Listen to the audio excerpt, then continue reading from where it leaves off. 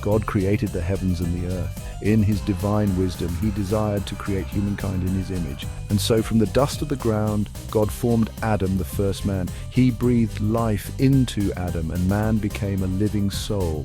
The Garden of Eden was planted by God as a paradise for Adam.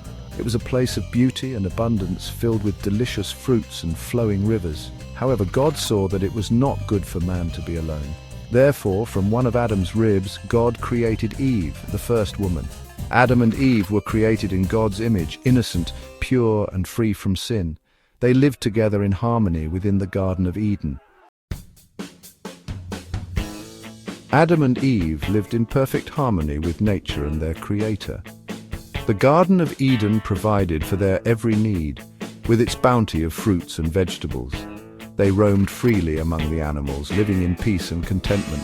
God would visit them in the cool of the day, and they would walk and talk together as friends. It was a time of innocence and bliss, free from the worries and cares of the world. Adam was tasked with tending to the garden, naming all the animals, and living in accordance with God's laws.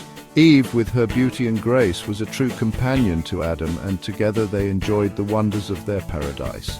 Their days were filled with joy, discovery, and the presence of God in their lives. The Garden of Eden was a testament to God's love and his desire for humankind to live in perfect communion with him. One day, as Eve was walking through the garden, she encountered a serpent. This was no ordinary serpent. It was cunning and deceitful, tempting Eve with its words.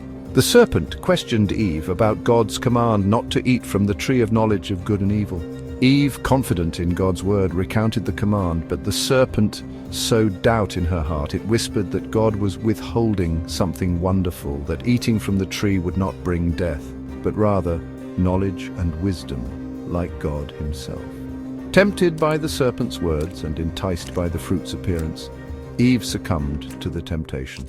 She took a bite of the forbidden fruit and, enticed by its sweetness, offered some to Adam, who also ate from it. In that moment their innocence was lost, and sin entered the world. Section 4. Exile from Paradise. Immediately their eyes were opened, and Adam and Eve felt shame for the first time. They realized they were naked and tried to hide from God's presence.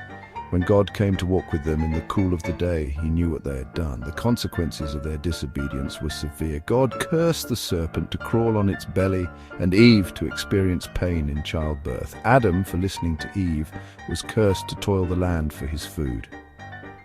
The most devastating consequence was their expulsion from the Garden of Eden.